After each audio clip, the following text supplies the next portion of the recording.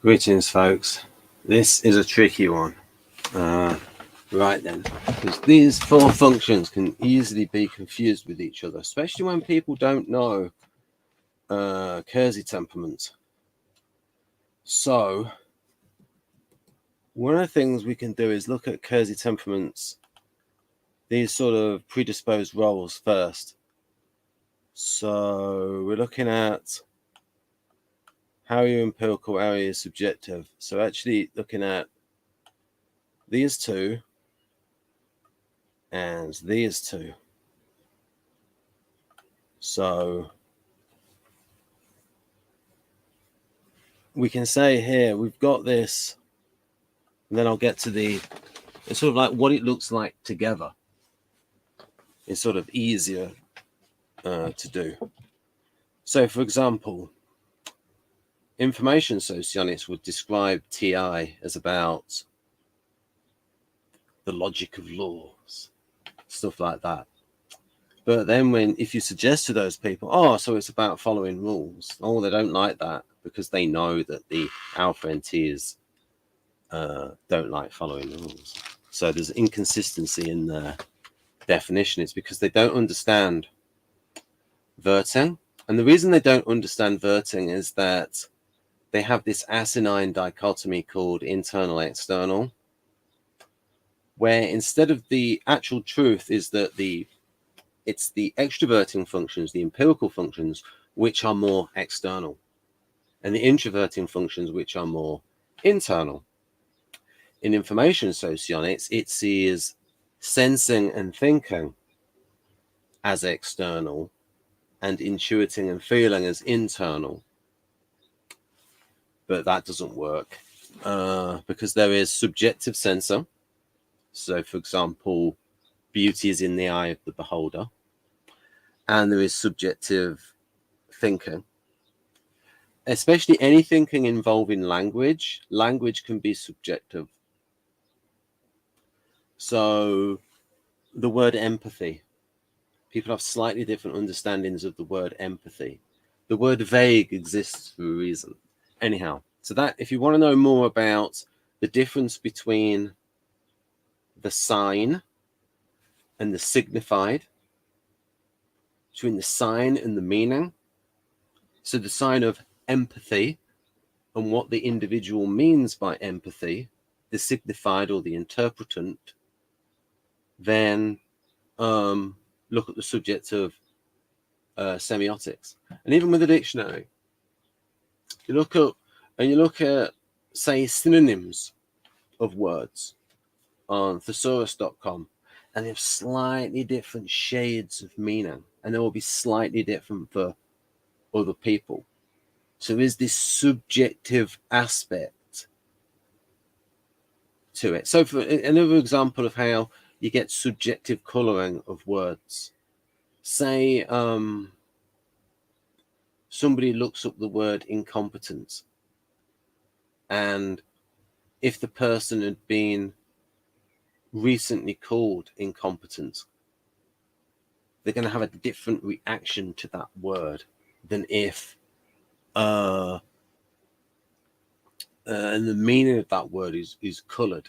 Or say there's particular racial epithets within a community is different from the reaction of the people outside of that community. The context colours, so to speak, the meaning.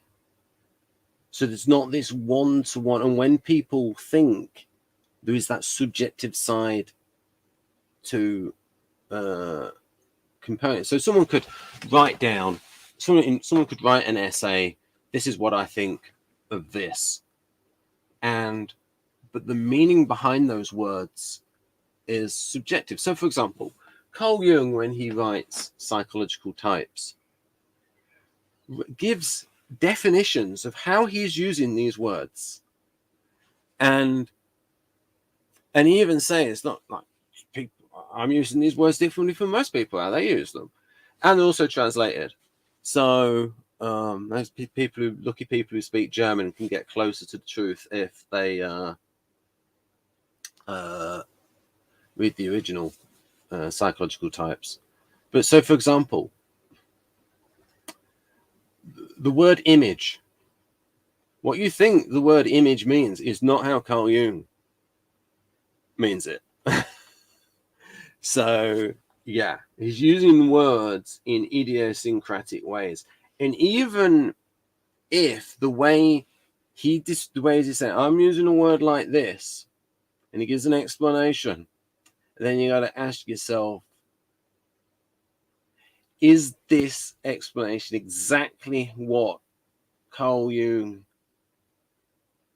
thought when he used that word? It was still going to be slightly different. Right, so there's sort of the subjective nature of thinking, and there is a subjective side to sensor. So, in a little bit off topic, so I have two approaches. I'm a total believer in the Kersey temperaments in terms of utility, in that there is in fact, that would be an interesting way of looking at it when I get to TE. But what we're sort of looking at here is we're looking at these are intelligent social roles. These are Kersey's, it's about as far as Kersey's going to get to functions. Now, the reason he didn't like functions is not because he was concrete or because he was ignorant. He wasn't. He was very well educated, self-taught philosophically. And he was very much into systems theory, which had some connections to the field of psychology which he learned, the Gestalt theory of psychology, which dealt with wholes.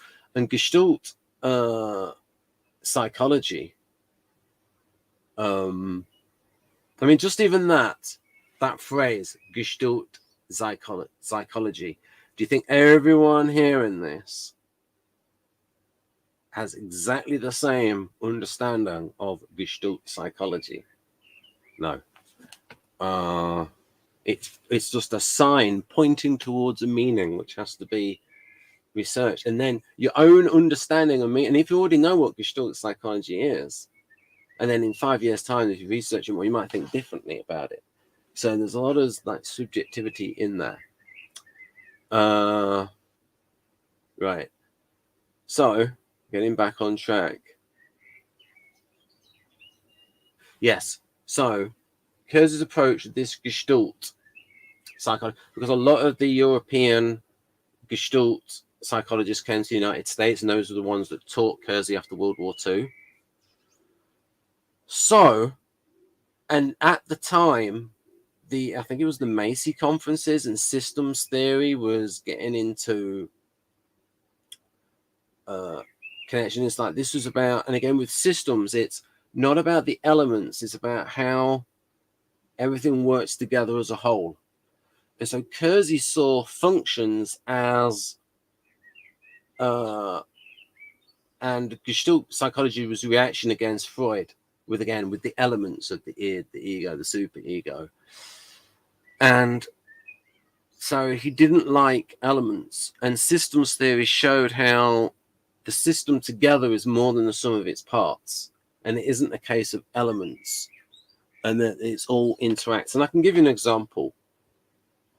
CBT proves through literally thousands of studies, like well over 30,000 case studies, because part of the CBT method is people writing down their thoughts and how their thoughts change their feelings, and their feelings change their thoughts.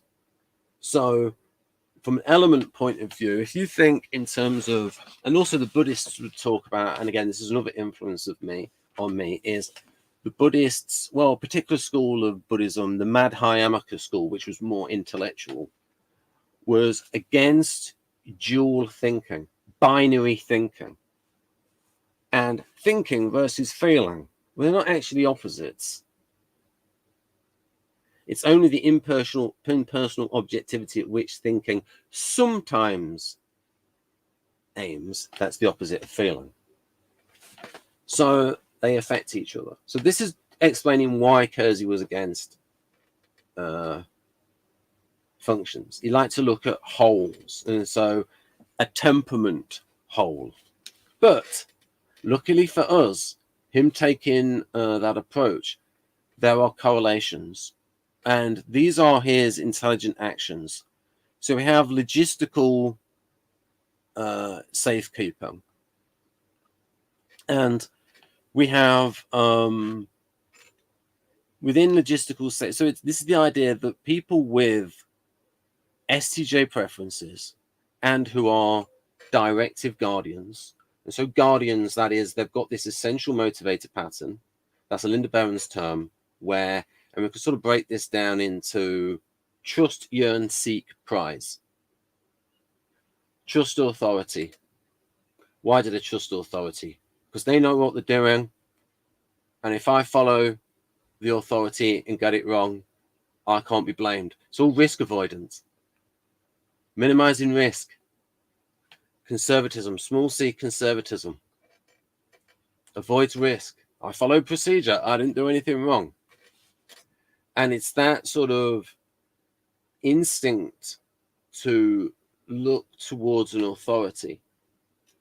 And they believe in the system. It's like, this person is an authority on the subject. I'm going to do it this way. So it's almost like a role model where someone is demonstrating it. It's like, oh, this is how you do it.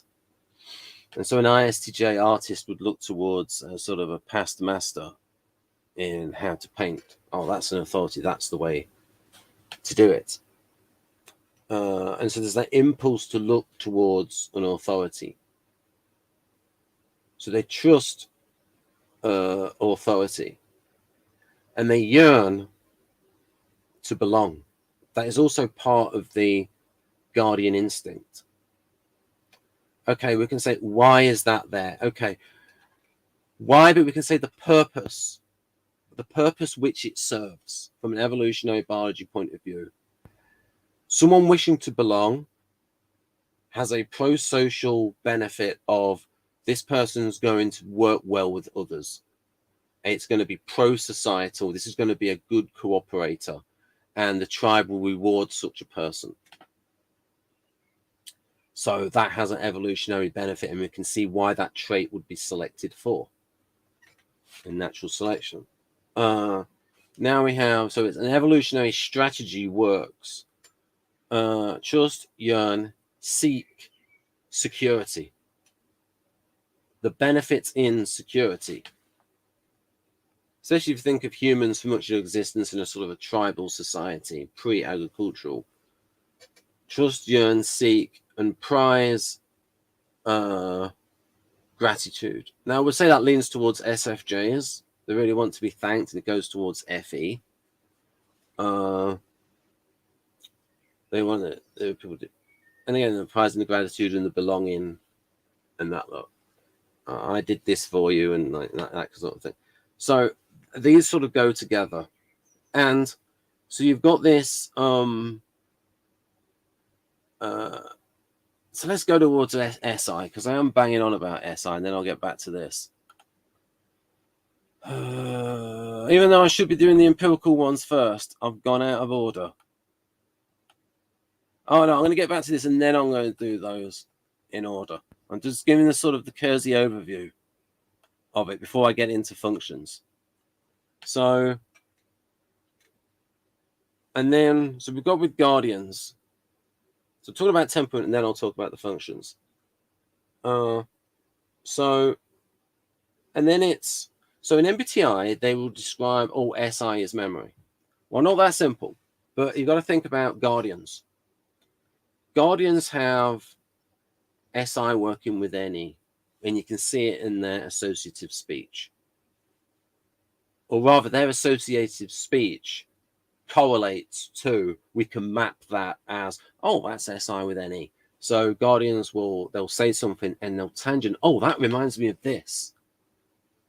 But it's not on the abstract plane of, say, me, where it's like, oh, this idea is like this. Oh, this bit is like Robert McKee. This bit is like praxeology. This bit is like this. This bit in Jungian is a bit like this in Kersey. That's on an abstract plane. But for Guardians, oh, I like that. Oh, I had a jumper like that. And so it's on a sensory level, sensory, concrete, practical level. Well, sometimes concrete for STJs. Well, I mean, practical more for STJs. But also SFJs are practical because they're grounded. Now, so, a little bit off topic, sort of going along, making up as I go along, but I have these notes. And because it's difficult, this one, and I'm putting myself under pressure doing this. So hopefully I rise to the occasion. So when we have, so the Guardian is looking towards the authority and it's seeking security. So that theme of looking towards authority and seeking security, the natural sort of conservatism of it, small c conservatism, minimizing risk, because Guardians worry a lot. And that's part of the motivational complex, the gestalt of traits of Guardians are concerned. They worry. They are anxious. They wish to minimize anxiety. They wish to stabilize a situation, which then goes towards leadership style. So all of these traits come together in a motivational complex. So guarding against stuff going wrong. I need to do things the right way, minimizing risk, stability, stability, stability, security. So safekeeper, safety. And so, well, so it's like you've got this, they've got this motivational complex, or complex in a good way, not complex as in like Oedipus complex. It's his own fault for being attracted towards women about 20 years older than him. that's just the story. Right then. Anyhow.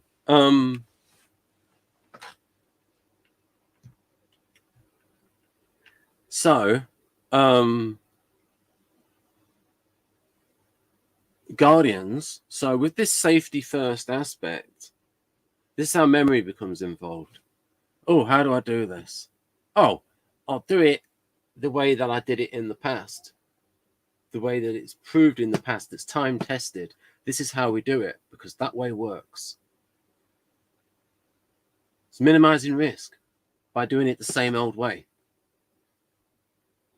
The same old way. So it's going to draw on the past. So because of the temperament, they're going to look towards consistency with the past, because what worked, past tense is in the past. So they're going to draw on the past to fix the problem in the present. Now, what that also means is, if it's not exactly the same problem, they're going to have to use NE to find some connections of, oh, this situation is like this one. Perhaps I could use the method that I used there over here.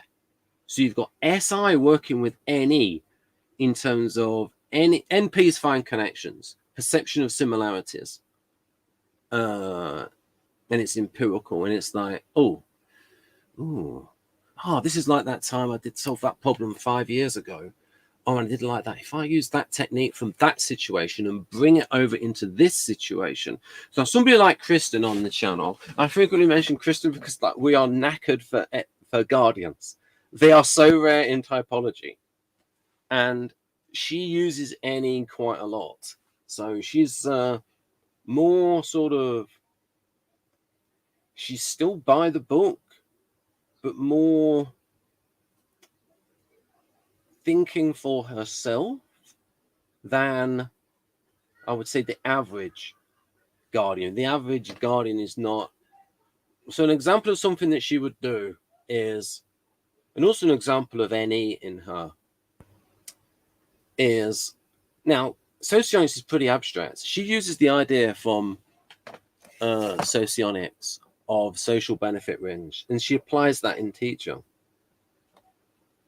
So now again, those two fields are not so far apart, and it is a concrete application. But she's seeing that application across fields, able to apply it. So with the strong T, I can take this theory and apply it in this situation. And what she did is takes the idea of social benefit rings, and then what she does in her teaching is when she's teaching, say, an ISFJ, she will then switch to language which is INTJ and the superego type of the ISFJ in order to appeal to the superego block in a sort of Model G kind of way. So like I said, she's not the average guardian. So again, so you can still see within her, she's got the guardian essential motivator pattern, and she's looking towards what has worked. However, she's also able to see practical applications. So you really see the TE in her and her ability to apply a theory. But again, they're not so far removed, because social benefit rings are about people working together.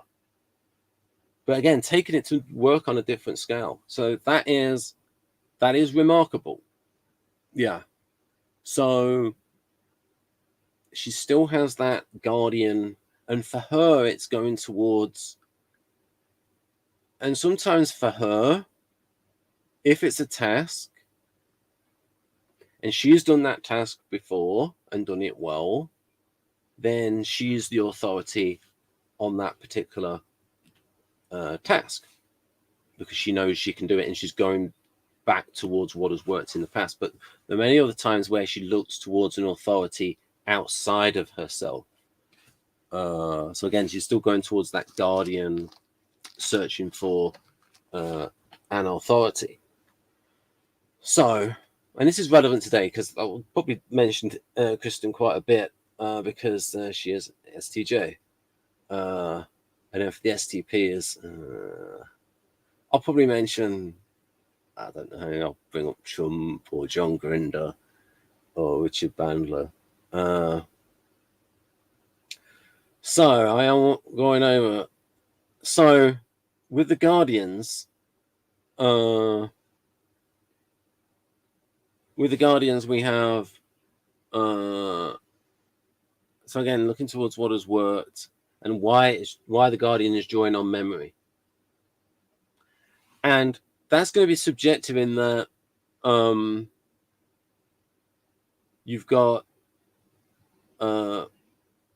if you've got 10 Guardians and they're faced with a problem, they're all going to have different experiences and different memories. So they're all going towards what's different and subjective and specific to each of them. So you can see the SI there with the NE. Oh, this is like this. And they're going towards what has worked in the past. That is safe.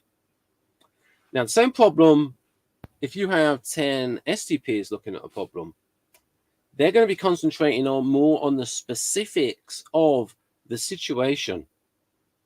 So all the SE parts, all right, what is, and as Dario says, part of SE that is about immersing in, I think what I'll do today is I'll mainly concentrate on this rather than going through the tail. I'll go through the table towards the end, all the function descriptions. And so with the STP, when it sees a problem, especially ISTP, because ISTP does not like making connections.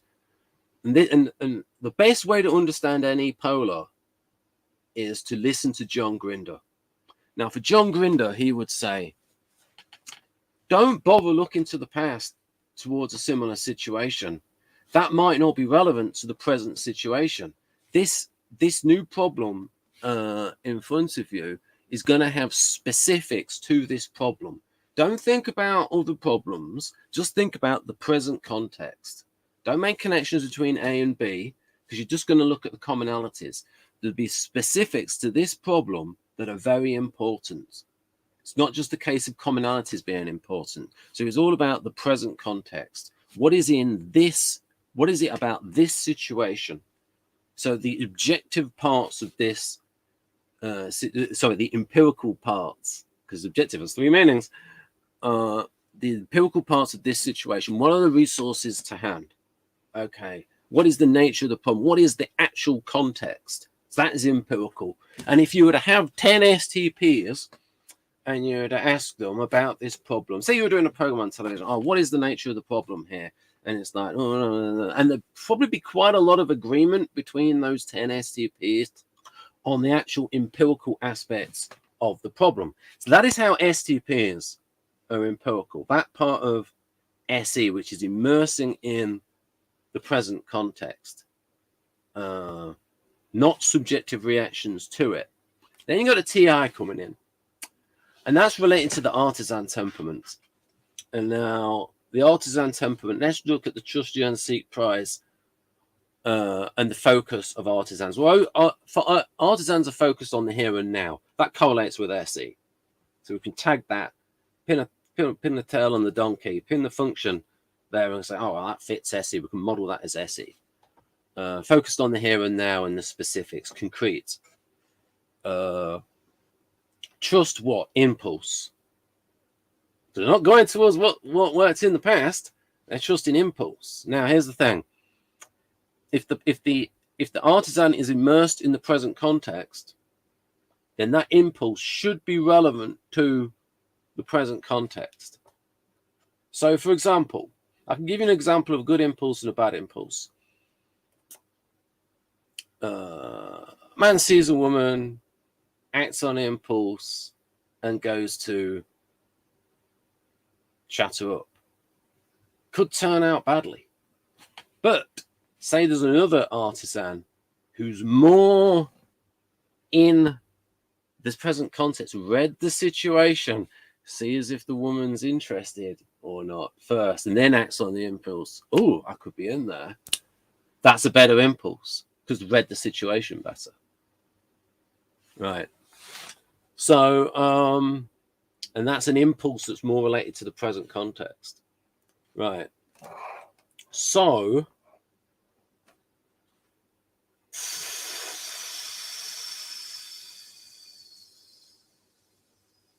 what else? Right. And then we've got the Trust, Yearn, Seek prize. Trust impulse. Yearn for impact. Ooh, impact. A little bit different there. And again, these words. This is an example of the subjectivity of language. I don't know, task, some homework for you, maybe. Write down what you think Kersey means by these words when it says impact. Then you write down what you think, or make a verbal note, might be quicker. Okay, what do I think Kersey means by artisans wanting impact? And then read what Kersey writes about it, and you might go, oh, I was mostly right, but I didn't think he quite meant that, and it'll be slightly different. So that word impact does not convey what Kersey meant by impact totally. I mean, it's going to be in the same ballpark. It's not going to be like impact. He's writing about a banana. That's something completely different. I completely misunderstood that word. No. There's going to be something like, oh, I can see what it means. But in the way he elaborates upon it, there's going to be a slight difference between the word impact and that. Otherwise, we'd never have to explain anything. So again, there is a subjective side to language. And most thinking, a lot of thinking is using language. So that part of thinking is subjective.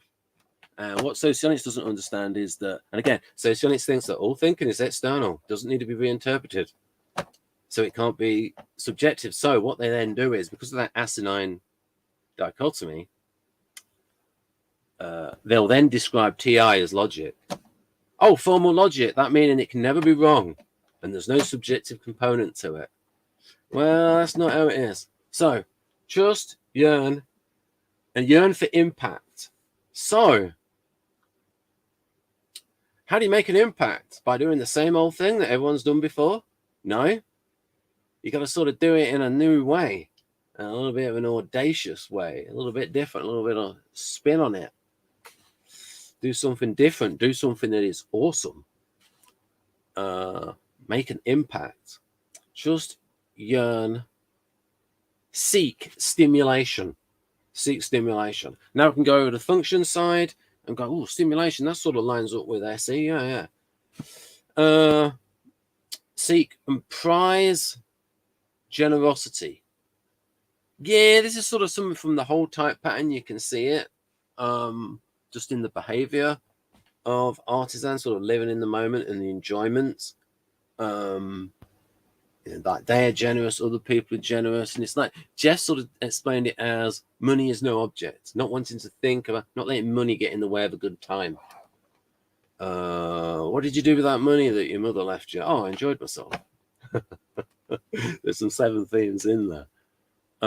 Trust, yearn, seek, prize, and focused on the here and now, not consequences on the here and now. But like I said before, if someone is really focused on the here and now and really tuned into the situation, then the impulses and the consequences should be okay by solving the problem in the here and now. And so this then gets towards the Kersey idea of expediency. So quick, again, language. What do I mean by expediency? Write it down, make a note, and then read what Kersey said about expediency. Oh, it's slightly different. Right. So this expediency, and my understanding is going to be slightly different from Kersey's. Again, subjectivity and thinking. I'll get to empirical thinking later on. So STPs. And so we've got, and the 3 words, the self-image words. Again, it's part of this complex of motivations for you've got the concrete cooperators. That's words and tools. That's the diagnostics. And Kersey would teach diagnosticians of dysfunctional behavior. He was a proper psychologist. So, Jack might comment on this video. Well, I'm also a proper psychologist. Yeah. Okay. Right. But not of the same stature, I would argue. And anyway, so he's teaching diagnosticians. So he would look at the diagnostics of, say, artisans and guardians. And so, yes, we've got all this motivational stuff. Are you listening certain typology that I do not wish to name? But I will mention the name Sandoval, saying that Kersey was a behaviorist. Okay, why am I giving you all this motivation stuff then? So let's go self-image. Self-image sounds like motivation to me. Self-image of artisans. Artistry, audacity, adaptability. What does Kersey mean by artistry? Hey, write down what you think he means and what he actually means. What he means by art is, by art, any activity where the next action is a free variable. All right, I didn't transfer across. Jack, wrong again.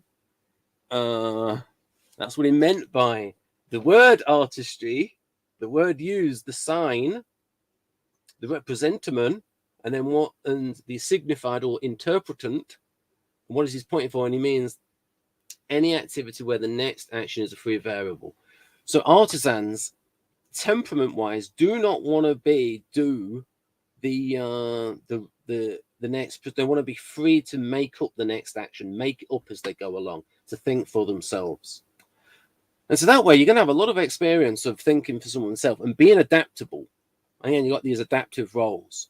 And so with Kersey, you've got this half, which is about the type and motivation. And then this other half, which is about these socially intelligent roles, which we can correlate to functions. Functions in combination, the social plane of functions. And later this year, I'll do videos on the PLESP planes of functions.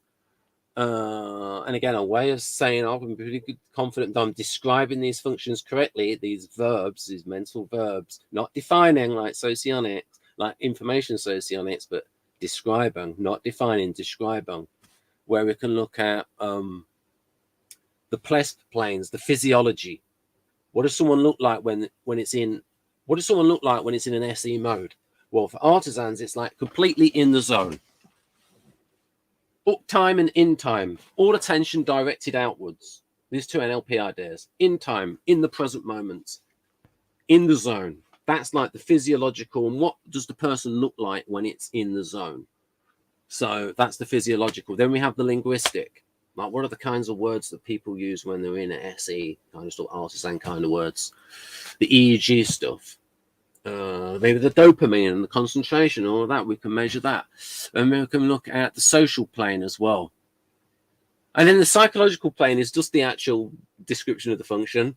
And then the societal plane. But here's the societal plane. The societal plane works with another function rather than isolate. So it's TE with SI. And TE with SI, you are enforcing procedures and you are monitoring in a sort of a more expressive role. With ESTJ, I am making sure these artisans are getting to work. Watch Tanks Born in Russia, and these ESTJs are making this not very good propaganda, because these like artisans are just slacking off to stop working. And it's like, they didn't get the memo, the makers of the program. Kirill is like very ESTP, and he actually says at one point, when you're smart, you're cunning. And he like broke into a factory because he wanted to work into the tank factory part of Urawa Gonzavod. And so it's like, that's a pretty utilitarian action. And it's like one of the supervisors, where you got an ESTJ, and he's like, oh, I don't like his attitude. He's breaking the rules. And the other one is artisan. It's like, oh, I like his gumption. I like his spirit. I like the fact that he's got some drive about him, some initiative. You see what I mean? Like looking at things in a different way. So it's a good example of seeing artisans and guardians. Yeah. Right. You got to understand artisans and guardians. It's 90% of the population. Not 90% of the people who take the test, but 90% of the population. Right.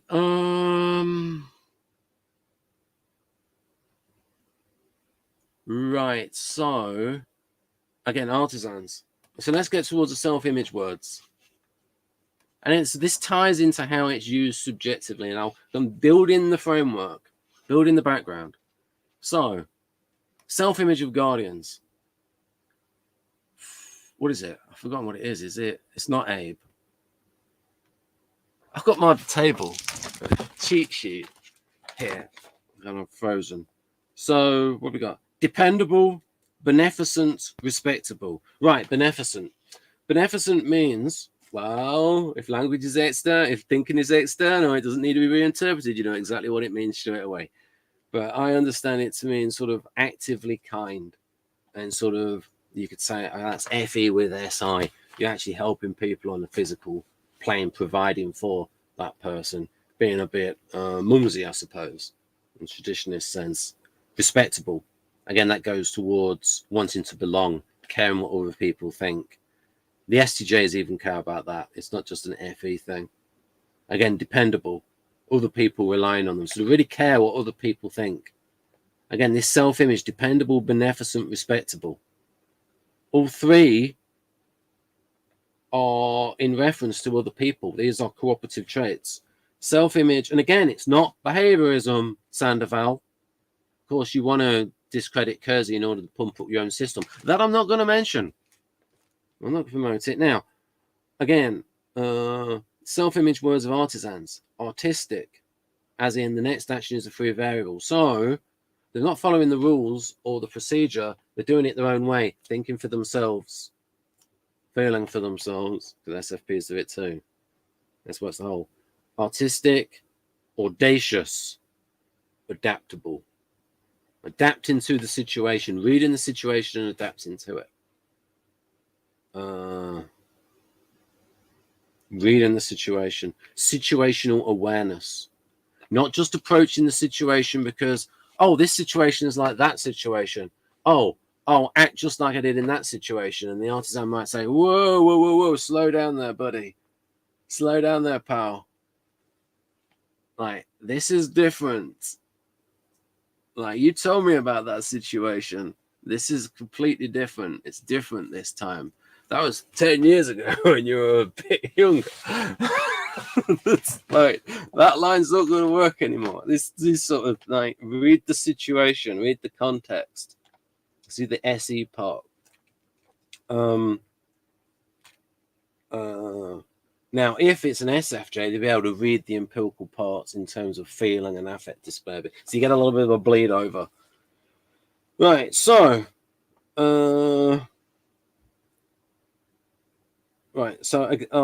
artistry, audacity, adaptability, audaciousness. Well, you can't be audacious if you're following the rules. So then it becomes about, then we start getting towards an ultimate given. Why does the artisan want to be audacious? Well, why does the NF want to be empathetic and authentic? Why does the Guardian, why does the Rational, the NT, wish to be ingenious? There's certain things where it's like an ultimate given. Like, where you get to a point is, yes, but why does the SFJ have FE? Why does the FE dom have FE? Well, because it does.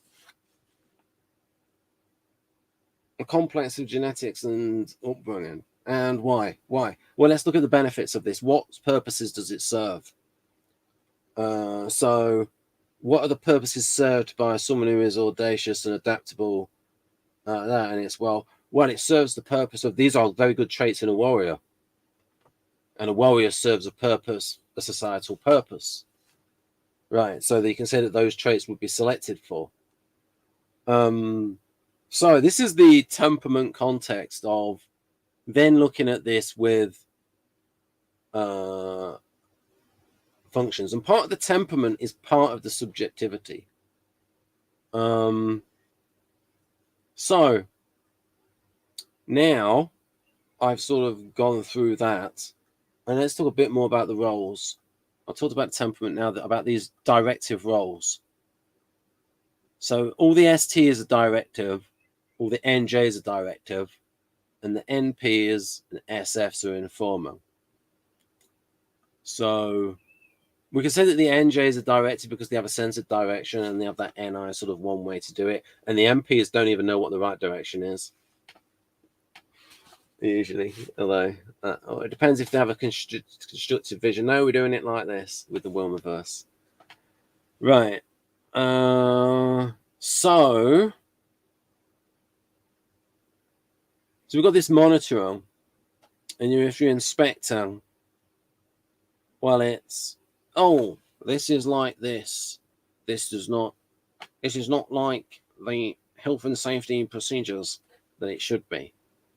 We are inspecting and supervising, and with the STJ, enforcing the rules. Inspecting. So when inspecting and supervising, you are measuring. So the supervisor might say, is this person living up to the job description? What are the metrics to assess the performance of this individual? Someone's doing a performance review, say an office boss, inspecting products. Well, this should be like this. This is not within the tolerance of the man. You're going to have to send this back. This is not good enough. So there's measurables there in terms of inspecting goods. That's the empirical part. And the SI part is, again, it's that temperament part of looking towards a standard and an authority, guidelines. You want the guidelines. Because without guidelines, the STJs are like, well, what do I do? What are we going towards? How do we know what works? It's safer to go towards guidelines. And also you get a lot of job covering and defensiveness with guardians. And it's like, I followed procedure, you can't fire me. I did it the way it should be, and the union will back me up. Whereas you got these artisans like being audacious. Well, you might do some at work and get fired. So say you got an investment portfolio manager, and he says, no, I did the right thing. I invested in gold stocks. It wasn't my fault they went down and the market's stupid. The fundamentals are right. And he said, yeah, but you underperform compared to the competition, you're going to get fired. Whereas the Guardian portfolio managers, and it's like, I did the same as everybody else. I invested in bonds. Can't fire me. Everybody else went down. You know, yeah, I know the fund. I know. I'll listen to Peter Schiff too, but you know, I think of my job first. Yeah, I know that bonds are a bad investment and they're all collapsing, but you know, I don't lose my job because I did badly, but everybody else did. I did equally badly as everybody else. Right, that might be if you put them on a truth serum, and if they listen to Peter Schiff. A lot of times the People don't know though, because they're listening to what the authority says, and the authority is all these neo-Keynesian ignorant people, and they believe in that what they've been taught at university, because they've not been taught proper economics, they've been taught Keynesianism. Right. This is a bit of shift, but more. Right. Subjective connections. In order to make that connection, I had to know about Austrian school economics. Well, a little bit of it as per Peter Schiff, his version of it, his subjective view. Right, but with some empiricals in there. Anyhow, I digress. So again, with these STJs, you've got that in these roles. The empirical part of these roles is they're looking towards standards. Again, the inspector, this is where it falls down. This is where it's not up to standard. This join is out. You've not made this properly. This should be like this. Or like the Harry Enfield character. You don't want to do that like that. You want to do that like this. Why, Harry? Because that is the right way to do it. And you won't F up the way you have. By you thinking that you're smarter than the experts. A little bit of arrogance in artisans, and not a fear of failure. Oh, well, I tried to be awesome. I'll be awesome next time. Whereas for the Guardian, failure hits them hard because it goes towards their dependability, and they're not respectable. So it's like they are risk avoidant. Most Guardians are risk avoidant and have a 6 and try fix. Right. So you've got this going towards the measurables, the enforcing standards. This is not in line with the health and safety standards. Get the checklist down there. How did you perform? Or how many did STJ inspect? So we're having a performance review over the last month. You don't seem to have made the target for the sales. So you have to book your ideas up, or next month you'll be out on your ear. You've got to meet these performance standards. So metrics, this is that going towards like these empirical guidelines, to these criteria to measure people by. Right, and believing in the guidelines. Whereas if it's an artisan employee, might say, yeah, but these guidelines are wrong because I actually did more on this than that. That guideline is wrong, is inaccurate, it needs to be changed, it's out of date. Look, mates, I'm the supervisor. These are the guidelines. These are the criteria. Don't try and get cheeky with me by trying to change the criteria in order to make yourself look better. All right, don't give me any of that. I've had 20 years experience of people like you trying to game the system. These are the metrics that you're being measured by, and you need to live up to these, or you're going to be out on your ear. Right. Don't be telling me you need to change the criteria to what you're actually good at. No. Right. Yeah, I know. Well, I know what you're going to say next. You're going to say, don't judge a fish by its ability to climb a tree. Well, you're not a fish. This is this situation. Anyway. Right. So, and you're looking at STJs and STPs. Now, we're going towards expediters.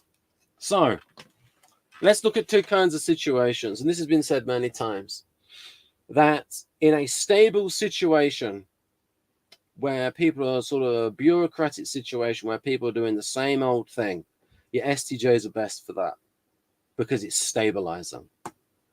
So when there's stability, when there's a crisis though, and the Guardians are like, oh, I don't know what to do. I have no experience of this. I don't know what the standard procedure is in this situation.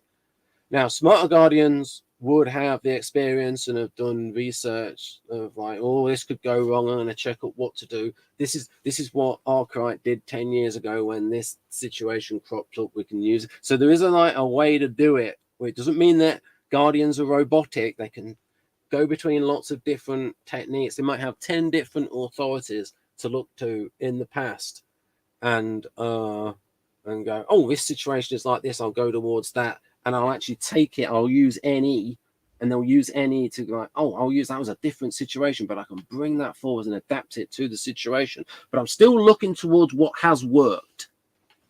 So you get with the more intelligent STJs, and I suggested up towards Kristen on the channel as an example of that.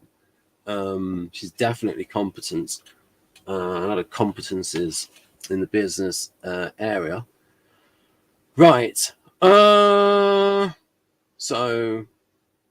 as an example, something that she's done is she's like guided the procedures with starting up a business, and she's able to take those from one business and morph them across to another business and what holds for that new business, the commonality. So you can see there's the SI with the NE, finding the commonalities and also having that sort of knowledge base and going towards what has worked in terms of the experts and what has worked in their own personal experience.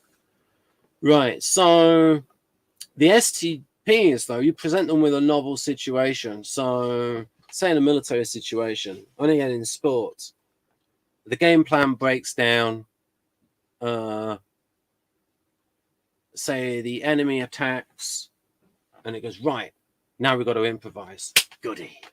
Right, now I can be audacious. Now I can make an impact. And it's like, okay, we think we're going to do this. And it's that thinking for itself, that subjective part of TI. But it's TI within the context of the artisan temperament, and STP is right then. And they're getting aggressive and they're keyed into the situation. They've got that the situation really mapped out. Oh, right then.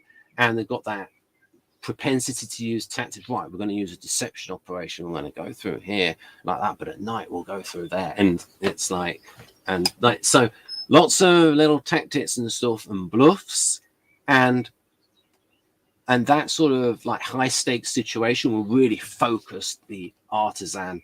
And it's like, oh, I'm loving this. So think of the character of Sultai in Battlestar Galactica, the remake. So I call it BSG Mark II.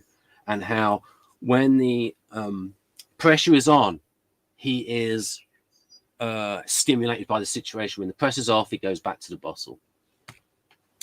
So you got this artisan. It's like this stressful situation is really getting the artisan in the STP, in the zone, real situational awareness, coming up with clever tactics and being unpredictable and being audacious, knowing when to take calculated risks, right? That suits that situation. And it's, and in the business, you might have STPs thinking, oh, I can do that thing. And it's like, is it illegal? No, right, I'll do it anyway. Boom. Oh, I'll do that thing, but will they sue me? Yes, but it'll be less than that, making these calculated risks. And he goes, oh, they might sue me for that, but I can counter sue them on this, being very tactical. Someone like Trump, like, oh, if I set these businesses up like this and I make them individual corporations, they can't sell me, they can't sue me because they can only sue that limited liability. And always sort of like gaming the system, tactical. That really like finding the loopholes and wanting to find loopholes in the system to beat the system. Whereas the Guardian believes in the system and wants to follow in the system because it thinks the system is the way it is because it works and reducing risk. Whereas the artisan, he wants to make an impact and twist this. So think of artisan kids in a school situation where they want to test those boundaries and push the teacher and just be brilliantly low-key sarcastic, where it's not enough for the teacher to report the kids. And it's like, what was it? I said nothing. All I said was this. Oh, I don't need to be so sensitive. So, so these artists, they know how to push. And again, that goes towards the temperament. And see here how temperament is coloring the use of the functions, and it lines up, I would say, beautifully. So then you've got, and it beautifully in reality, right? So you got these STPs, and it's like, okay, you're directive, you're pretty hardcore, you don't really care much about the niceties of rights and wrong, and you're pretty darn expedient, and you're going towards, you're getting focus on results. Arguably, ends justify the means, especially with ESTP. I can give you an example of expediency. Right. Richard Bandler. Now, he may have been lying because he is a bit of a liar and he does call himself a doctor when he's not. So, some of the stories he tells is that his son wouldn't learn to swim, and at the time he was living in Hawaii, and his son was swimming too close towards the rocks, and he thought, oh, that's dangerous. So what he did, the story he tells is that he paid the friends of his son, to tease him, and they would put money at the bottom of a pool, and it would say, right, you go down there and you can get those coins, and they would get him to tease. So he took these extreme measures of like humiliating his son in order to force him to learn to swim for his own safety. And here's another, so it's pretty expedient. And he's probably thinking from his point of view, that would be the right tactics for an STP. Although what kind of STP doesn't know to swim anyway? Shouldn't be afraid. Right, and again, like STP values of like, don't be a scaredy cat. Don't be a sissy. Is that outmoded? I don't care. Is what the STP would say. And then the sister might be there. Oh, I'm offended by that, Dad. Oh, I swam before him. Why are you calling him sissy? All right, okay. And then you could say to him, look, she's a better boy than you are. Right. So, not into it now. And then the daughter might reply, thanks, but no thanks, Dad. Right. All right. Then we get towards, he said there was a woman who was anorexic. And so what he did, he said he organized guys to stand out of a room and to talk about how unattractive she was because she was so thin. And so he thought, again, it's like ends justify the means for Bandler. And it's like, yeah, again, humiliated to get her to like, and he's thinking, is it the right thing to do? Is to, but in that extreme situation, depending on the woman, it might be, oh, wow, I really know that I must be thin if those guys are saying it. They're not just saying it in my face too. Like, so she might think, oh, I'm not what I see in the mirror fat. And then, oh, they're saying how thin I am and how unattractive I am. And it's like, so very, very like tough medicine expedient. And that's what STPs can do. Whereas a guardian approach to that situation might be, oh, let's check on what the experts say, or various approaches. Can I get in trouble for this? Right. So the function is being used in the context of the temperament. And you can see the subjectivity of the TI. Audacity. We've been audacious, you're doing it in your own way. Your improviser. In fact, Linda Barron's even renamed the artisans to the improvisers. So thinking for the self. But flying the ointment, SFPs can do it as well, but they sort of improvise in a different way. They're more with the terms of feelings. But you could, yeah. So it lines up with these TI. And now what NTPs do is they line up TI in the context of strategic building, constructing theories and models. But we're talking about STJs and STPs. So now I've got that aspect done. Now I'm going to move to the empiricals. So, and again, this TE, this sort of, and again, the empirical based thinker, use of the impartial empirical metrics to measure assess. Remember what I said about the performance review of the STJ supervisor? Again, scientific method and empiricism, heuristic rule of thumb techniques. Yeah, based on practical experience rather than theory. And you are applying it to thinking. So it's more rational. Yeah, and again, with the NE and Guardians, SJs by default look for how the present problem can be solved using a successful solution to a similar prior problem. Low risk, conservative approach. Right, scientific consensus because it's accepted. And NTJs are neutral on TE. The NTJs don't really care that much about being innovative. They care about being effective. Whereas the NTPs, like the STPs, it's a point of pride to do it their own way. Right. Right, here we go.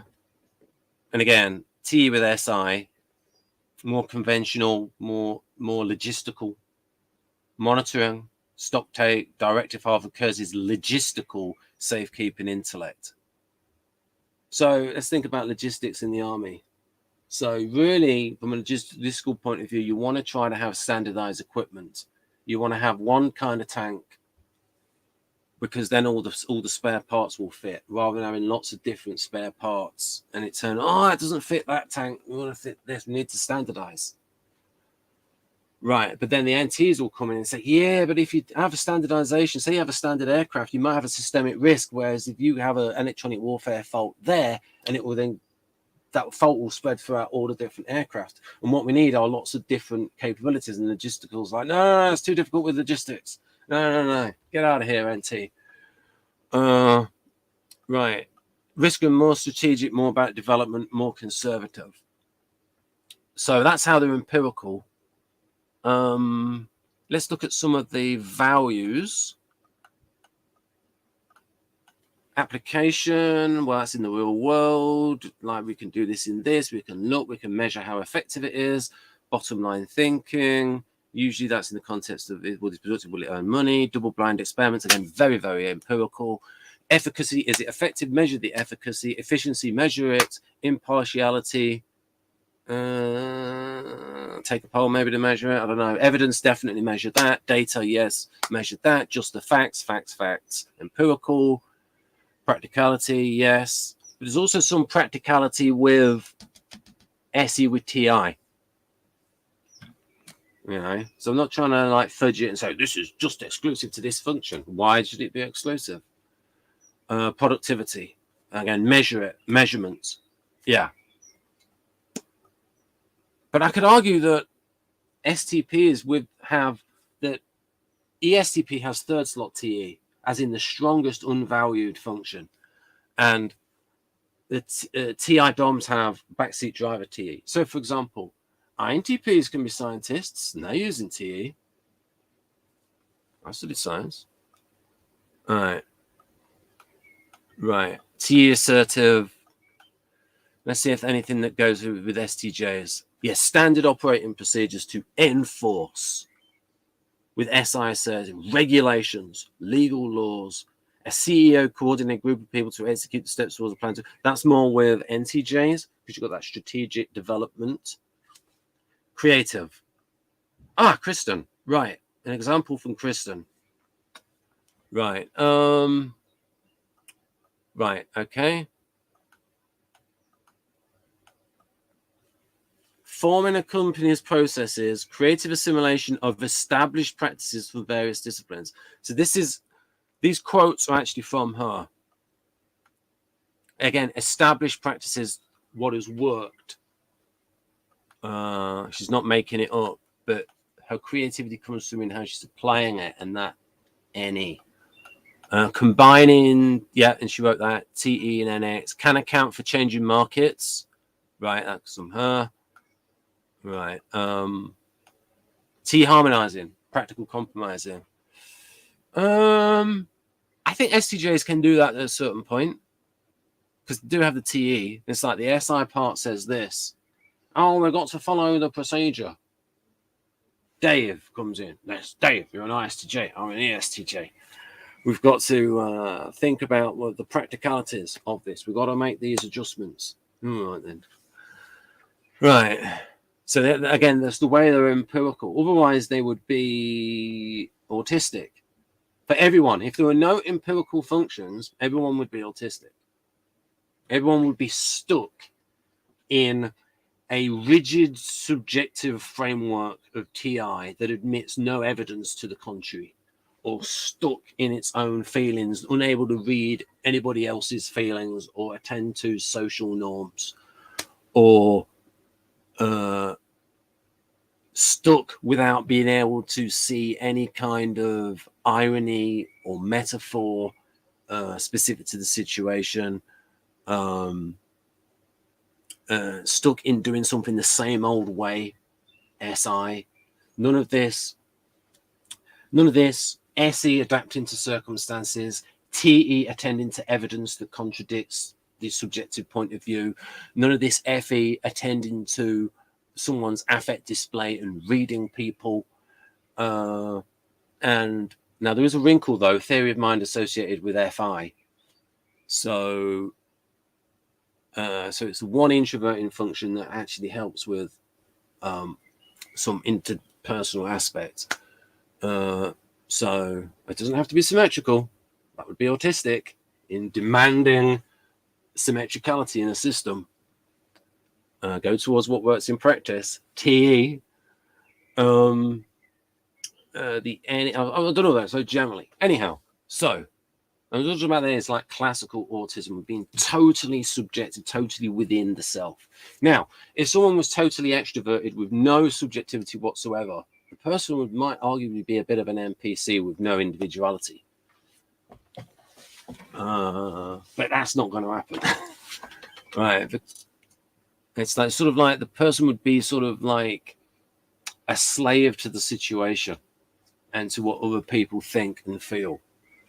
Sort of like there would be no individuality from the surroundings of the person. Right. So that is how STJs are empirical. So next one, how are STPs empirical?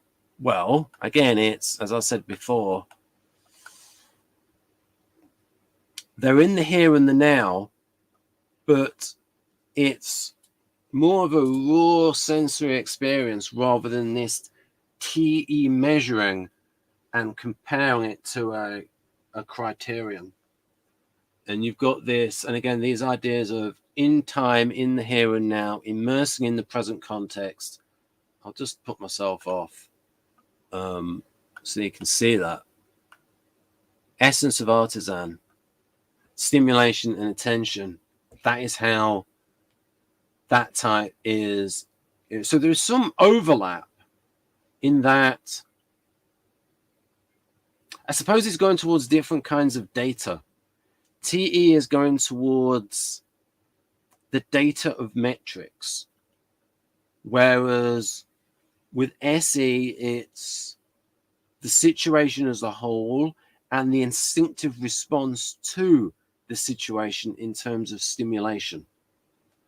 Whereas with TE, it's looking within, because this is a great thing written by Van der Hoop, that the field of instinct is made use of by other functions, and he would call a function a form of adaptation.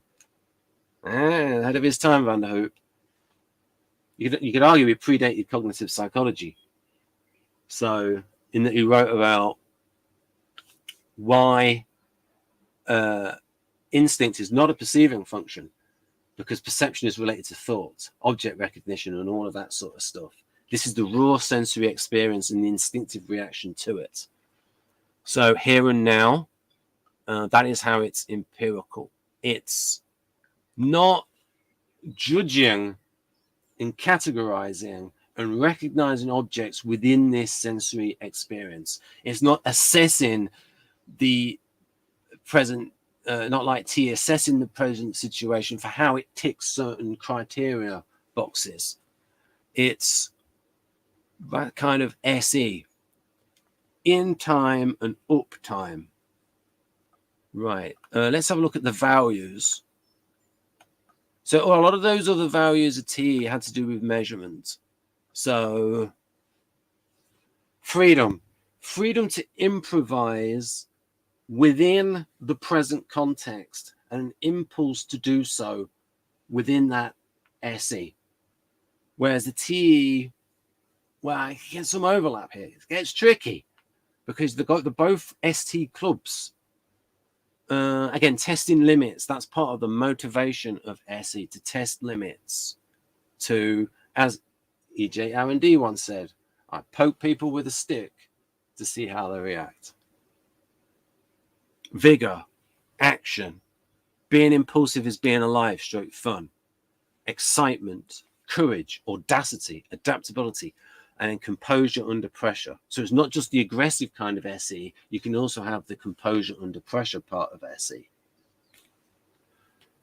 So reading the situation, when to attack, when to defend, when to back down, when to be assertive. So it's using the present situation, it's using the empirical, but TE is measuring it and it's thinking about it, whereas a lot of this is instinctive. And then I'll get into the subjective part again, and then some sub functions. Again, if you're wishing to shape the context, it's sort of like, oh, I'm going to take charge of this and shape it, like shape the battlefield. You can get a little bit of TE with that as well. Like there's different ways that an ESTJ and an ESTP would associate a situation, control a situation where ESTJ is going to come in and go, right, I'm going to get this situation stabilized and I'm going to get people working to how it should be done. Whereas the ESTP is going to think more for itself and see, right, this is the right way to do it. And you're going to do it the way I say. I'm natural leadership material. And they don't even have to say it. They just sort of show it and they know what to do. And people will look up to them because, oh, this person's got the right stuff. Right. Essence, usually STPs would rather not lead, they'd rather have fun. And it's like, if nobody else is competent, right, I need to take charge of the situation. Whereas I think naturally ESTJ wishes to take charge of any situation which is not running optimally. Especially if they make a connection to how it should be. They love the word should, Guardians, and artisans detest it. Emotional component of SE, but again, this is more towards STJs. So yeah, there's a load on. See my video on SE for more. You know, I should have tested that microphone before I did this. Hopefully it's still recording. I'll be annoyed. It should be, because I've sent verbals before. Right, okay. So we're on SI. Right, so this is how STJs are subjective. Well, so like I said, they're going towards their personal past, their personal experience, which there's an irony here is at the time that personal experience was empirical because it was the actual situation for that person. It was empirically in front of that person. But when you've got that 10 guardians and they've all got a different experience, then someone from the outside might say, oh, you're being subjective there because each of your experience is personal to you. And they each one, they're saying, no, that's empirical. That actually happened. So it's like from one point of view, it's empirical. But from the outside, it's like it's subjective. Why it's specific to you because this person from a different culture has a different experience and learned a different lesson. So it's like, But in other ways, it's, and then with the associations and the memories sort of connecting together and the subjectivity coming from the temperament, where, and what worked for one might not have worked for another, and they're looking towards different authorities. And again, there's like subjective reactions and personal, these sort of cohorts. Again, monitoring. Yeah, here we go. Yes, the knowledge function. This is important as to what SI can look like and why it can be mistaken by socionics people who don't know better. These are information socionics people, classical socionics people, those stuck in the 80s, model 80s, model A, model 80s. So the knowledge purpose. So this is why SI can look like TI, or like thinking. Especially look like TI if you don't know that TI is subjective, because it's the knowledge function. So the guardians, the STJs, especially the STJs, are following the knowledge function because of what the benefit of the knowledge function, so the purpose. So, right. So she noticed the entity, yeah, are both structure focused, but differently. So Daniel Katz, the knowledge purpose that an attitude can serve, the knowledge function based upon the individual's need to give structure to his universe, the search for meaning, the need to understand. Okay, the search for meaning, the need to understand, you can have that with NTs as well, and NS. The trend towards better organization. Organization can be both guardian and organization for safety, organization for a model to understand for NTs. And here we go. Walter Lippmann's classical contribution to the study of opinions and attitudes was his description of stereotypes and the way they provided order and clarity. Guardians like order and clarity for a bewildering set of complexities. Guardians don't like being bewildered. They want to understand the situation. They want to stabilize the situation, get it nicely sort of categorized and think, okay, now I know what I'm doing. This is like this. I know what to do in that, so I know what to do in this. And again, for Guardians, order is safety and reliability. For NTPs, it's a system which gets a kind of leverage, but it's like what I'm doing here, bringing it together. And this is strategic construction. Kersey coming up with a system. Jung coming up with a system. Vanderhoop has his own TI and modifies Jung's system. Right, so, and then here, this is where Vanderhoop nailed the SI DOM. So he was the first one to get SI right. And it's a crying shame, because I asked his son, Kersey Sr. did not read Conscious Orientation, which proves to me that it was a bad title. Now, the full title of Conscious Orientation by Vanderhoop, who was trained by you, is a psychiatrist. A study, Conscious Orientation, a study of personality types in relation to neurosis and psychosis. And it's got lots of sections in there, so I'm going to promote this book. And I'm going to link, and if I don't link it, it will be linked on my... I've got a thing that have all the links, and one of the links is to a Google Drive that has this information. Yeah, instinct. Complications, interrelation of the types, complications in diagnosis, and then a philosophical part. And then, let me show you how he gets INTP. An example of his INTP. So he does an 8-function model. Right. What it's like for the extrovert and introvert. Right. But then,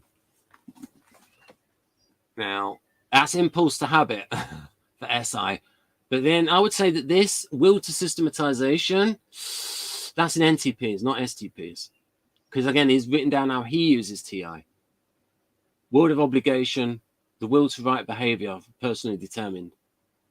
Now, what does this mean? It means he found the clubs. Because F and S, SF, technique, S and T, NT logos, the N functions and the thinking functions, and then ethos for the NFs. And that's how he saw a dominant type. Right? And that's how he did his. And then here, this is his model of INTP.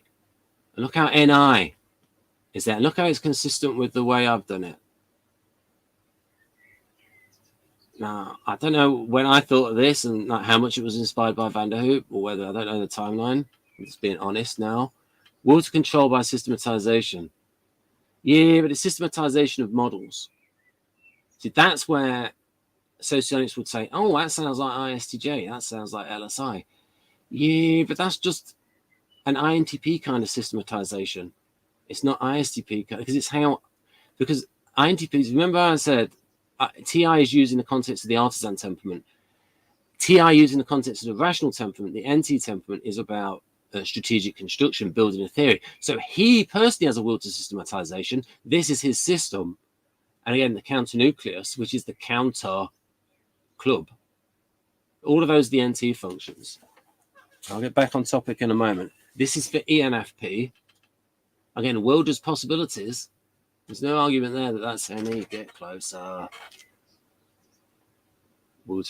Again, the Counter Club. That's a little bit cheeky about the dark side of ENFP. Egotistical yielding to impulses of greed and opportunism without reference to externals.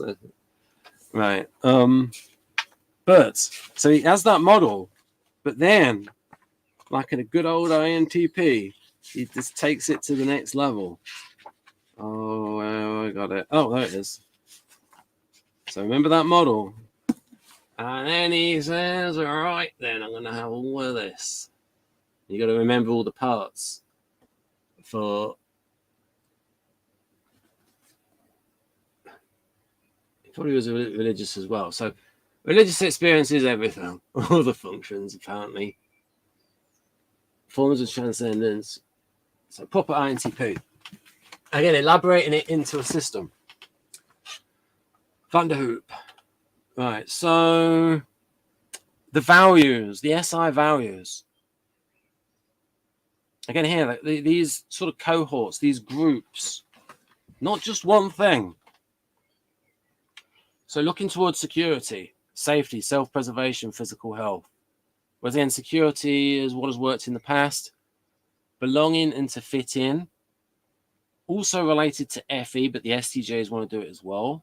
I mean, ISTJ wants to do it, even though it's FE allergic. And it's FE allergic in terms of, I will talk like this and not show much emotion. I really love you. Right. Did you hear my voice break? That's me being emotional. FI, personally enjoyable sensory imagination. And then we've got actions. Reading novels with a lot of sensory description, genuine amusement, and human with mental in it. That is true. You can test it. Empirical, you can test this. Right. Values related to cohort 1. Are there any other ones? All right. Cohort 2. All right. This is that Kristen gets in her. Another quote by Kristen. Kristen, not Kristen. Cohort 1. So the cohort 1 values: security, safety, self-preservation, and physical health. Cautiousness. You see, it doesn't have to be just one thing. See, if you're defining functions, you just want to have it as one thing. Yeah, well, okay, but we're actually describing real people. We're trying to describe people. So, and I think it's a good idea if we look at the people that we can see with the Kersey temperaments, and it's like we can get all the little pieces of it. It doesn't just have to be one thing. That's autistic TI, where it's just got to be one thing. We've got to use some TE as well. That's rigid autistic TI. To just say that it's one cause and one thing, and it has to be perfectly symmetrical. Cautiousness. We see this at the whole type level. So these are consequent values from security. So if you value security, you're going to be cautious. You're going to have small c conservative. So these are the values. These are the ultimate values behind these values. Risk minimization, health and safety, stability, law and order, tried and tested, trust authority, self-discipline. Actions, following standard operating procedure, thus reducing risk. Benefit, harder to blame for malpractice if the task goes wrong. Following health and safety guidelines and practicing good hygiene to avoid illness. But you could say that that is accentuated SI in the Sheldon Cooper character, who can be mistaken for ISTJ because of his autistic traits. Somewhat, because he's got accentuated. Well, he has TI is accentuated, SI is accentuated, NI arguably, FI doesn't have hardly any FI, and it doesn't have any extroverting functions. It doesn't have any NE really. All right. So you need to be, the best thing is to be balanced. Balance between subjectivity and empiricism. Right, so this is from Kristen. Important to note the subjective importance. Not tried and tested and preferred in society, but tried and tested and preferred by me. Although she does look towards in other quotes, they should just look towards what works in an authority in a given area. I think guardians pick up tips from everywhere and from where it works, and remember that information. Will try to fit it in their lives, keeping the things that fit improve the guardian system relationships. So again, here is, and then this shows how Kristen is putting her T before SI. What has empirically worked for her. And like I said, she does go towards authorities as well when it's in an area that she's not experienced in. Yeah. What has empirically worked for her? We have to be careful not to describe guardians as robots running socially constructed algorithms. They are better described as well adjusted to their particular culture and as knowing how to progress within the social system. So you can see how their temperament has benefits. They go through the proper channels. So due to its guardian temperament, the ISTJ is less FE allergic than the NITX. So INTJ, NITX, the contender rational, can tend to be alienated. And then consequent values, read cohort 2. Cohort 2 is belonging and fitting in, doing my bit, contribution. So these values lie behind these values, these consequent values. Duty, honor, dependability, respectability, responsibility, attending to social feedback because of wanting to fit in. So a bit more subjectivity. Well, the most subjective part in terms of the subfunctions is the SI imaginative. Right, where like what is specific to the individual. So yeah, what is evocative for the individual guardian. So this is from Pat Patterson. Interesting guy, I think. Like he's like an ISFP with a PhD. Right, a very good book on rhyming. Read it twice. Very useful. Right, very useful. Here we go. When a lyric stimulates and provokes your senses, you draw the images from your own experiences. You film Mike Reed's and Alan Shamlin's words with your stuff. They involve you, so the song becomes about you. That's the power of sense-bound writing. It pulls the listener into the song, using his own memories as the song's material. So the listener's experience has a subjective side to it, consistent with folks reacting differently to the same music. It's fair to say that each person's experience is different due to that experience being subjectively colored by. So this completely inconsistent with the socionics idea that sensing is external. Oh, so it's going to be the flipping same for everybody with no subjective component. This proves there's a subjective component, unless you want to argue with Pat Patterson. Right. It's different due to that experience being subjectively colored by his emotional reaction. In sensory instincting, the emotional reaction to the stimulus is bound up with the stimulus. This reflects the brain's division between limbic emotion and cortical feeling. Right. Yeah, again, the subjective part, imagination part, and then this sort of attention towards physical health. Wait, that part socionics got right, half right, because they put too much enjoyment in there. It's low-key kind of enjoyment for guardians. And then the protector part. So that's like SI with FE. So this, again, looking towards the behaviors. So you've got, so let's talk ISTJ, because this is what socionics messes up. So you've got ISTJ, it's leading with SI, and it's got these sort of values of, it's got this knowledge function because it's organizing in order to stabilize, organizing to stabilize. So for SJs, order equals safety and reliability. So from a socionics point of view, you could say, oh, that's very logical because of the way it's dividing up, it's following procedures. Yes, but SI, there's what SI is and then what is consequent to SI. So SI, you've got that instinct for safety. Well, you're then going to follow. So you got this security, safety, self-preservation, physical health. And then you've got these consequent values of minimizing risk, stability, tried and tested. So you're going to be going towards what has worked in the past because it's safer. So, and what it works in the past, and then there's the TE part, you're following a certain procedure. So when you see the ISTJ methodically following a procedure, the socionics people that don't understand Vertan would say, aha, that's logic. No, it's following a procedure. And it's following it because it's the safe way to do it, and it's in combination with TE. And if you understood Vertan original socionics, this is why there's different schools of socionics. If you understood Vertan socionics, then you would know that thinking is subjective. TI is subjective. FI is subjective. NI is subjective. And the other one, SI, is subjective. All four are subjective. Now, Carl Jung banged on about introversion being subjective. So, like I said, language definitely has a subjective side to it.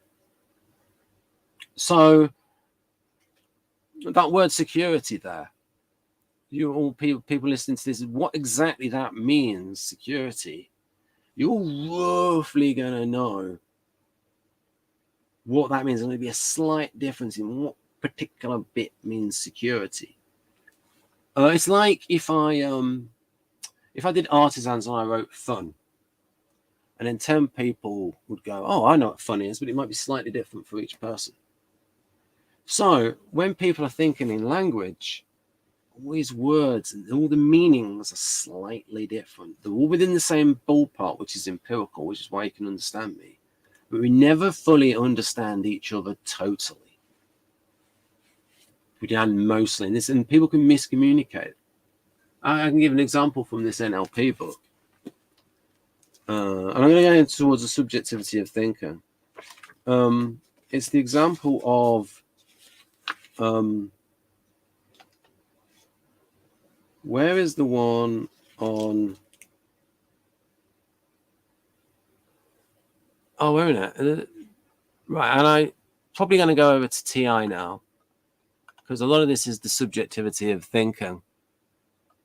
I'll show this on screen. And again, TI and reasoning power. If you have a look at that, and again, how STP is used TI is different from how NTP is used TI. There is even Dario and Linda Behrens tend to describe TI too much towards how NTP is used TI. Because it's the NTPs that get to define most of the functions. And I tend to describe it how they use TI. Now, which socionics doesn't seem to... Now, Victor gets away with it by saying that in his model, which is different from classical socionics, there's two kinds of TI. TI plus, which is like rigid rule following in that lot. In LSI, which really is how he would type ISTJ. He types SITX as LSI, and he even calls it the inspector. But that's different from how TI is in INTPs. That's L minus, not L plus. So you have to have two different versions of TI to make it work. Okay, well, that's his system. He has 16 functions with the charges. So whilst you look at that, and again, TI is different from rational elaboration. Rational elaboration can be logical. So I'm looking for the bit on competence. Now, where did I write it in here where I said there's a particular... I'm going to have to try and find it. I'll put it there. Oh, there, rational. Yeah, a theory which is internally consistent is seen by many, especially as proving the premises because the premises are played out.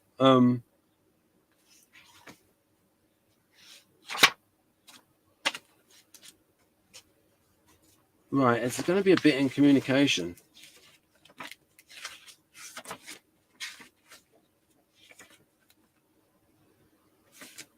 Oh, here's an example. I won't use that. So if you think of the word fairness, what is fair to one person? All 10 people are going to agree what the word fairness means. For one person, it might be equality or equality of outcome or equality of opportunity, meritocracy or leveling. So, and the same values can be expressed in a different way. So, for example, one person can say, oh, I value aesthetics. A woman might say, oh, I value aesthetics in men. And there's other woman can say, oh, I do too. Oh, a good looking guy. Right. So woman B might think she knows what woman A means. Now, according to Jack, thinking is external doesn't need to be reinterpreted. And it's like, woman A, oh, a good looking man. Right. So Jack, thinking doesn't need to be reinterpreted. Okay. Woman B hears that and says, oh, you like a good looking man. I do as well. Right, okay, doesn't need to be reinterpreted. No, let's follow up. Let's test this out to see if there's a subjective component here. So, woman A, what is a good looking man to you? Oh, well, I like a man who's like got a beard and he's got a lot of hair. I love the hair, and he's got a lot of tattoos. And the other woman's like,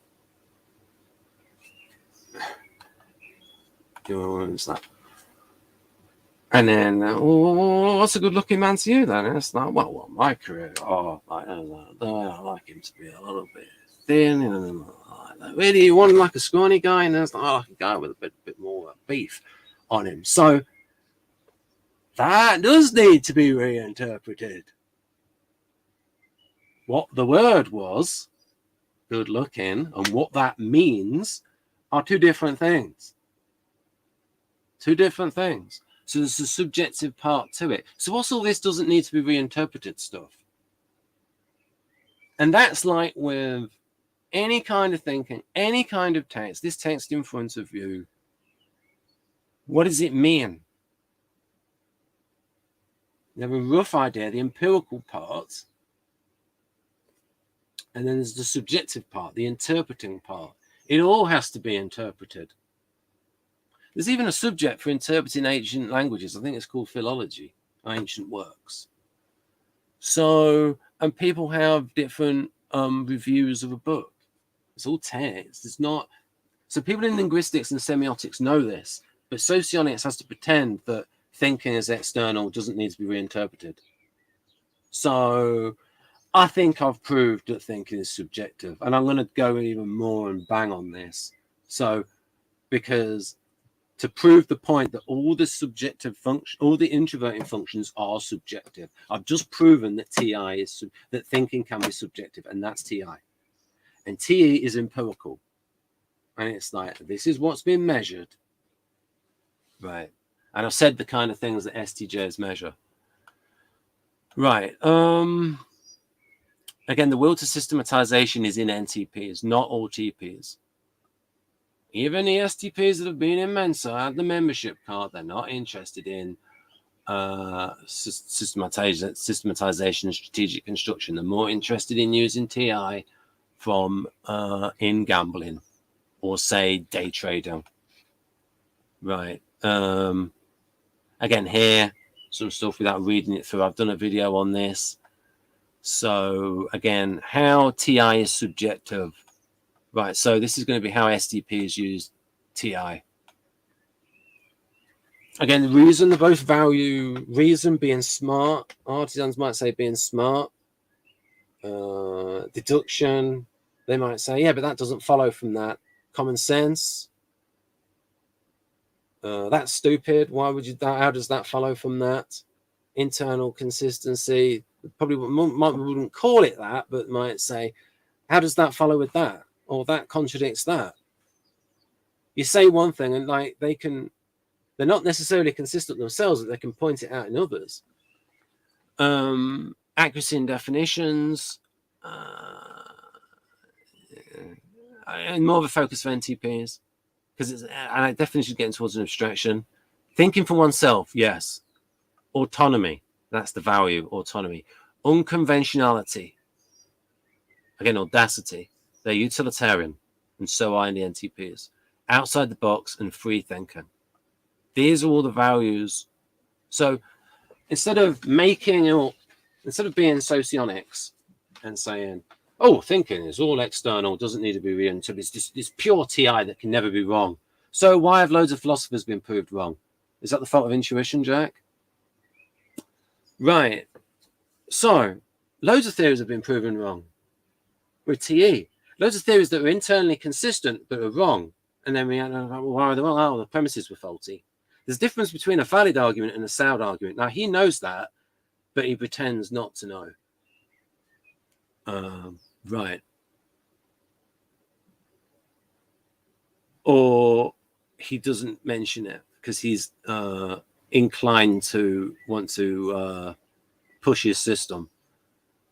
Or rather, the Model A system. Not very original.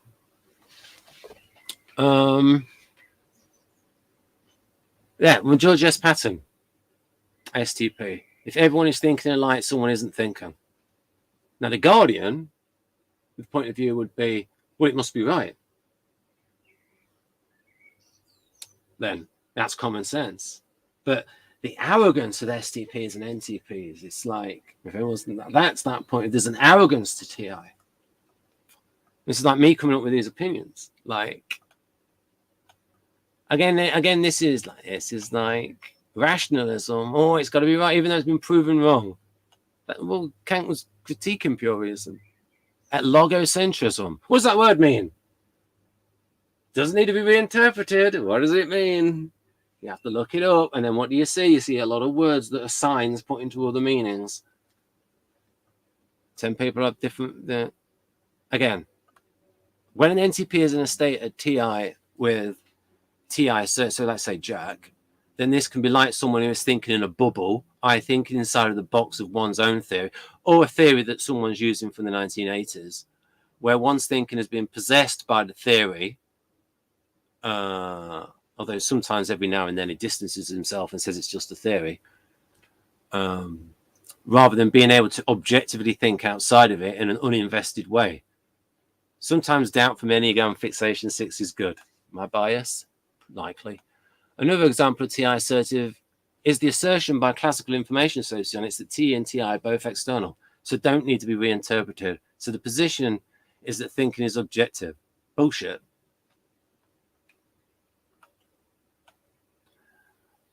I will refute this and prove thinking's subjective internal side. By thinking, they include thinking via language. So what they're stating is that what someone says and what someone means is exactly the same. Remember what I said about good looking? What's good looking for one woman is not the same as what is good looking for another.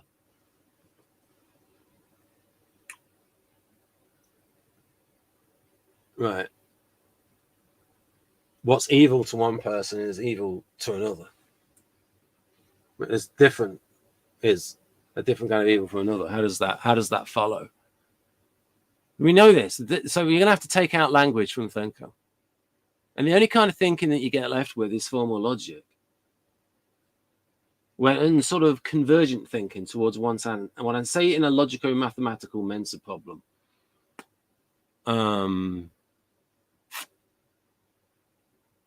is exactly the same. But language does not have a subjective component. I'm going to get a book for you. Is it around? There it is. So, socionics tends to pretend that TI is this kind of thinking, convergent kind of thinking to solve these kind of problems. Right, so here's some.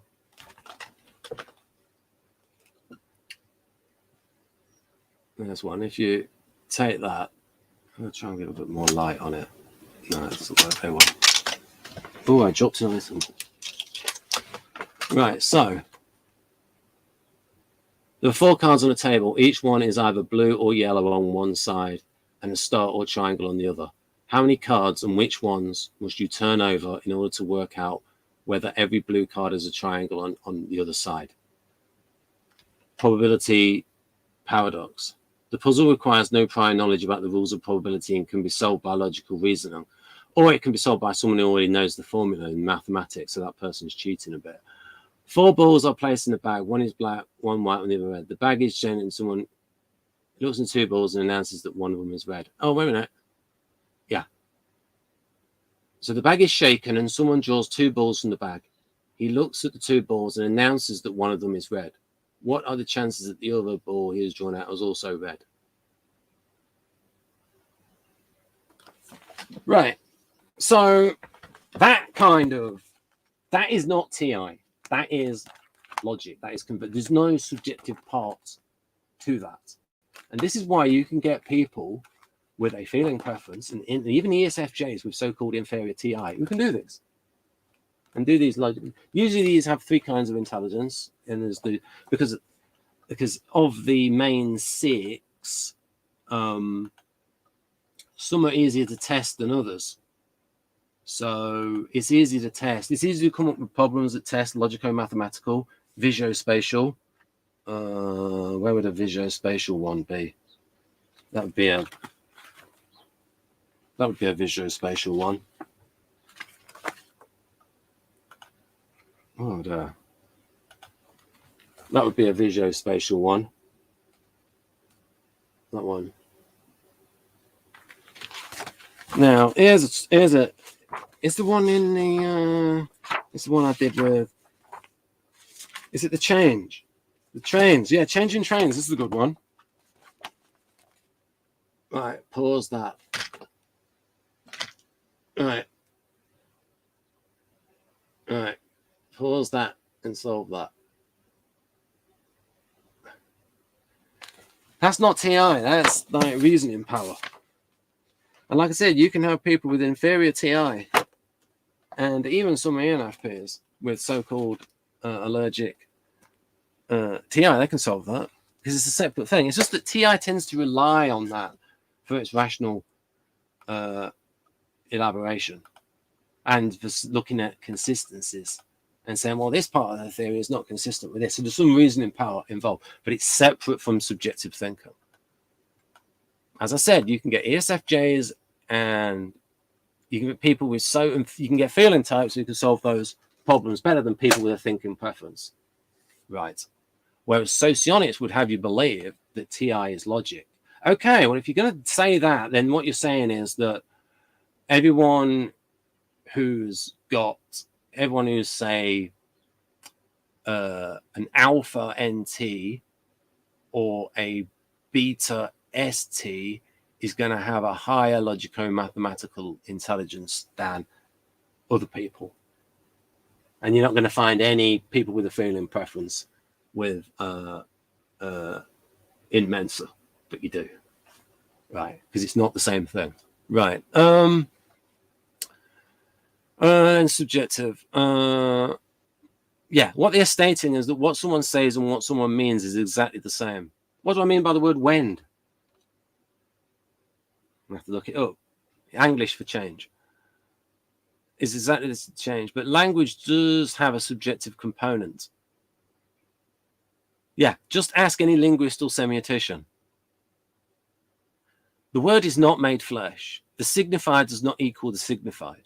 Or in Charles Sanders Peirce, the object, the representament, sign, what the object, the representament points to is not the same as the interpretant, which is the proper significate effect.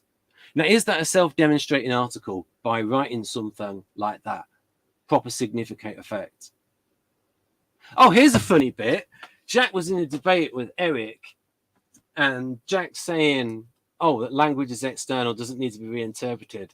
And then in the debate, he asks Eric what he means. Oh, so you have to interpret what he's saying. Oh dear, a bit of an own goal there. Right. Right. The object that this points to is not the same as the interpretant, which is the proper significant effect. And most often it is thought of as the sign in the mind that is resulted in. Now, the reason why I've quoted that is I'm not entirely sure what Sanders meant. Again, subjective. And they've even put in the book, most often this is thought of because it's like we're not entirely sure what he meant because Sanders Peirce was really clever. But this is all the consensus between all the academics that have looked at his work. A sign in the mind that is the result of the encounter with the sign. So, like I say, oh, woman says he's good looking, and you have an idea of, oh, what does that mean? Oh, that's an idea that slightly different.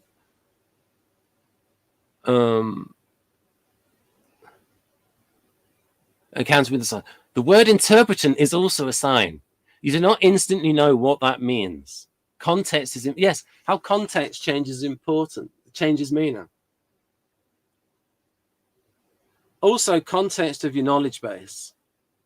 Read about Derrida and Wittgenstein? Amanda on this channel has read about Wittgenstein. She's a big fan of Wittgenstein. Facts, sarcasm meaning opposite of words, subtext. And how you can use, I'm going to have a character that uses words wryly and where it is subverting the meaning of words based on the context. Not just outright irony. There's a lot of wryness going on. And then in subtext, different meanings exist in people. And then here we go. Different readings of psychological types. If it doesn't need to be reinterpreted, right then. So there is a subjective side to thinking. And I'm not letting this go. Right. And then integration of theories. Again, this is more with, oh yes. Is that Tom Brady? Yeah, the quarterback IQ. Again, tactical context, concrete. So how STPs use TI. What I'm going to do, though, is I'm going to give atypical role enactment. So imagine, okay, how would an STJ quarterback approach it? Right, so they would go more towards, now Tom Brady studied a lot of film and then film, video, whatever, recordings. An STJ quarterback would probably do that even more, go towards and maybe talk to other quarterbacks and look towards an authority. But again, it also depends on how clever the STJ is, where they're going to think more for themselves. And but that first instinct is going to go towards, especially when younger, they're going to go towards the authority. And when they get more experience, they're going to go more towards their own experience. So it's came with Kristen. Like Kristen's over 30, I think, and so she's going to go more towards her own experience. And when and it's not within her own experience, she's going towards an authority, an outside expert. Whereas the STP is more like, and the NTP, it's like, well, I want to solve this for myself. Right, I'm smart. I want to solve this for myself. Right. I don't want to do it how it should be done. It's like part of the instinct, part of the arrogance and the ingenuity. Yeah, well, I solved it myself in my own way. Whereas those with TE, a commonality with the TJs, it's like, I just want to solve it in the most effective method, not the method that's most unique to me. Right. So, all right, that's the last one. So a little bit tricky, that one. And putting in lots of, bringing in Kersey. But it helps to show how it's used. Yeah, so the idea from Jung, so all the functions can be deduced. Apart from SE and SI, all functions can be deduced using empirical and subjective. Empirical feeling, affect display, facial expression, tone of voice, body language, social etiquette, the social norms, TE, the metrics, the measurables, the criteria, assessing towards something against a set standard. NE, the connections. Afterwards, well, this is like this. Oh, you see it in hindsight. Oh, why didn't I see that? Because I saw the connection, mate. All right, you only see it in hindsight. It's obvious in hindsight. SE, the here and the now, the present sensory experience. That's all empirical. subjective. I've just proven there's a subjective side to thinking. It's not from the external world. It's more thinking which is more idiosyncratic, personal to the individual thinking, more unique. FI, personal feelings, with personal feeling of right and wrong that's not coming from the outside. NI, wickedly subjective. It's hard to find anything empirical about it. It's like it's so subjective. An SI, subjective reactions and sensory imagination and what is personally evocative, beauties in the eye of the beholder. That I can point and give examples of these shows that reality is consistent with the idea of empirical and subjective. But there's more to SE and SI than just empirical sensing and subjective sensing. There's all that stuff that comes from temperament. But again, looking at all those stuff I mentioned in the first half of the video with that complex of that grouping of traits that you get from the artisan temperament, and the same with the artisan temperament and with the guardian temperament, the trust, yearn, seek, prize, the 3 self-image words, artistry, audacity, adaptability, for the this table. I'll leave you with this table. Right. So we got artistic, audacious, adaptable. And artistic as in the next action is a free variable. So I like to make it up as I go along, not follow the procedure. Whereas the guardian is dependable, beneficent, respectable. And then the values, concern, so the worrying, authority, is the right way to do it. That's lower risk, belonging, security, gratitude. So it's low risk, a small c conservatism. Hang on a minute, there's a bit I want to show that I didn't read through from Vanderhoek. SI. When he talks about the farmer. Yeah.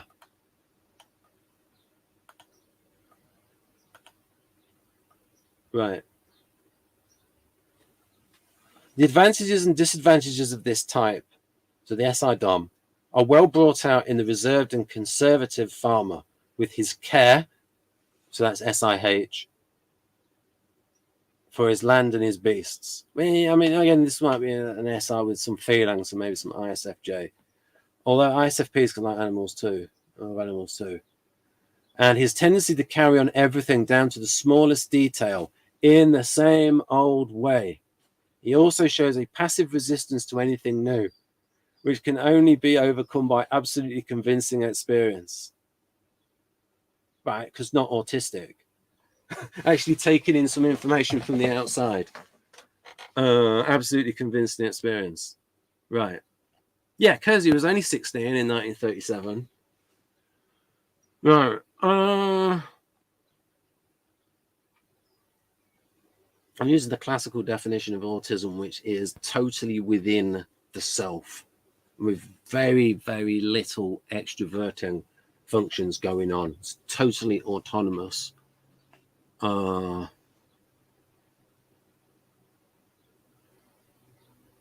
the reserved and conservative farmer. Right. So this is all part of it.